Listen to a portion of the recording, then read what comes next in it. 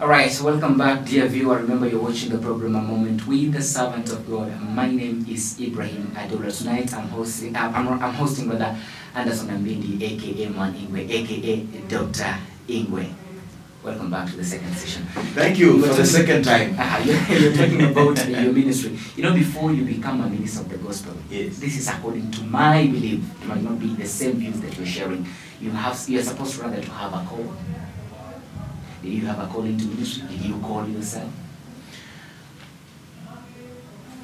I did not have a call, but I have a call.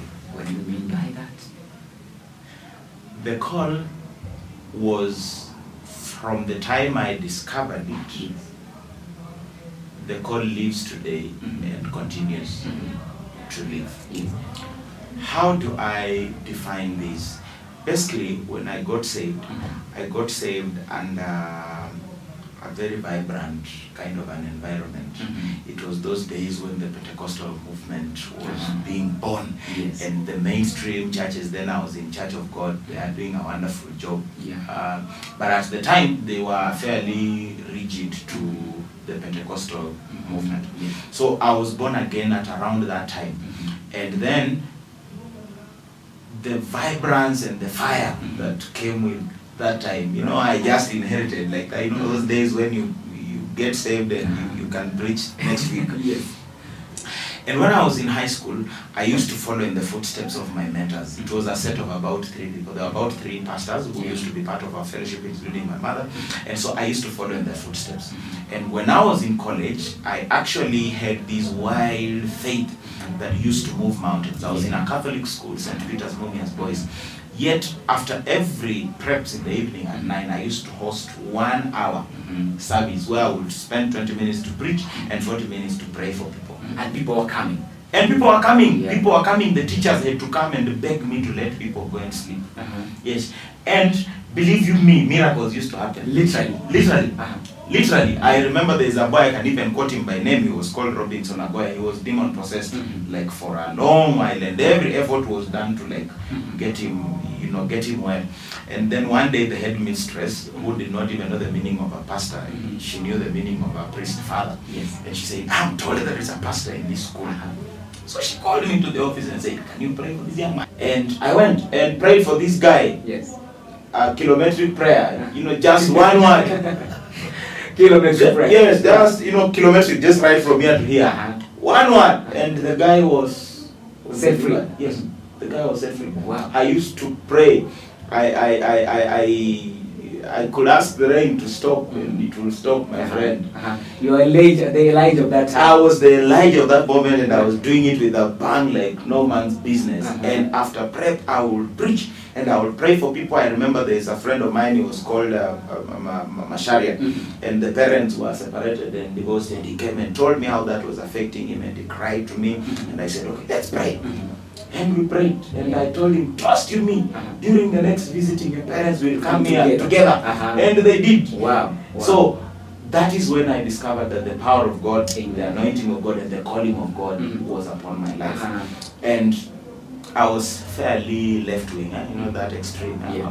I was that extreme until the school could not understand me. They had to call my dad to come and talk me down, to come and make me understand that I'm a student. I also need to read. Yeah. I also need to try and keep within the school program and all that. Then I looked at it as persecution, but after my dad helped me to understand, that we have no problem with you doing the things that you do. You can do it, but then, you know, some kind of moderation. Let's have some balance. Let's have some kind of moderation. So I understood. And then, you know, that came. After that, I moved from that school and did my standard 8 in a different school altogether called Shikoti Mixed Primary School. I think at that point in time, the fire went down a little bit. Then when I was in high school, not much was happening. But towards Form 3, you know, I began having dreams. Dreams of the past. I began having dreams of the past because that was like what? Like 4 years, a 4-year lapse. So at that point in time, I then like rededicated myself to the calling of God, and I began being vibrant again. So you don't believe that it's supposed to be an audible voice that is supposed to be heard from the Lord? At that time, I knew and believed that I was called.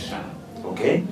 Much later, when I was in campus, I didn't necessarily want to go there, but since it looks good to your ears, I could as well go there. Back in the year 2000, right after I had joined college, we went on strike, or rather the college went on strike, and it was shut down. My church, then KAG in Bahati, was going for some prayer retreat. So I took time and also joined them during the prayer retreat. And at the time, God spoke to me directly. Right? God spoke to me very clearly. Talked about the past, told me what He's called me to do, and spoke to me about the future in a very clear, manner, in a very crystal clear manner. I can even give you the date. It was the 16th of October, the year 2000. And so I knew what was to come, not just in ministry. I knew what was to come in terms of my family. I knew what was to come in terms of my calling in ministry. I knew what was to come, you know, this whole femme thing. And trust you me, this is just 1/5 of it. I have not even begun, because what God told me and what God showed me seems to be manifested. It is still yet to be manifested. The only thing I'm sure is that I am on course. We are talking about being a bishop. How many churches are you having? Right now, I only have another two branches. Other than the main church. Yes, other than the main church. But I have a team of 4 pastors. I'll be ordaining 1 more pastor, so that I have a team of 5, whereby I'll be preparing 3 of them to send them out in the new year. So it's not necessarily to have many churches that makes one a bishop, because many bishops are having about 10, 20, 30 churches under them. You're only having 2. Bishop is an office. It's an office. It doesn't matter the number. It is an office, and it is not by virtue of the number of branches that one has. It is on the basis of calling to the office of the bishop, the mandate and the responsibility that goes with it. Just like we have the office of the prophet, we have the prophetic ministry, and we have the office of the prophet. Are we together? So it is an office. It is a calling. It is a calling. So once you understand what you are called into, you simply accept, prepare yourself to it, and get things right and be useful to the body of Anderson and Bede, is he married? Yes. How many children? 3. How old are they? I can see from the look of your eyes, this guy thought I'm under 18. Well, I got married on the 13th of August, the year 2005. So in another 3 months, I'll be celebrating 10 years. Just like Imani Media is doing 10 years, I'll be doing 10 years anniversary. And I'll be shouting about it.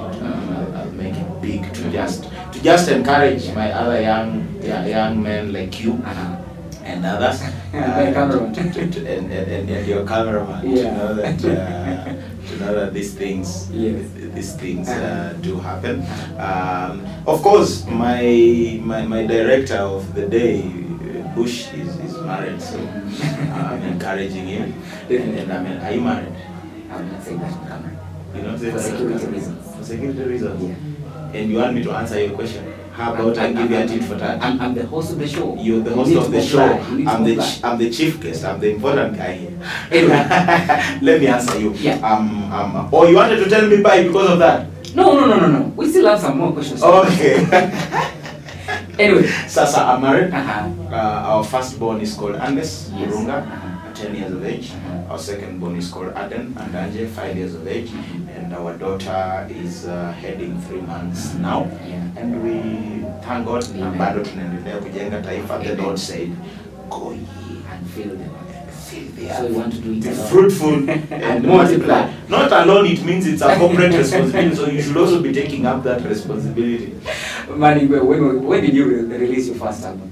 My first album was a long time ago. I was in college.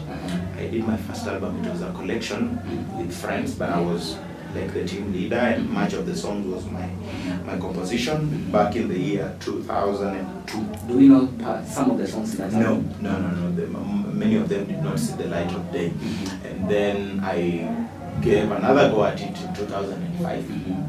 But in 2008, that is when I now made a deliberate decision to now venture into music as a career.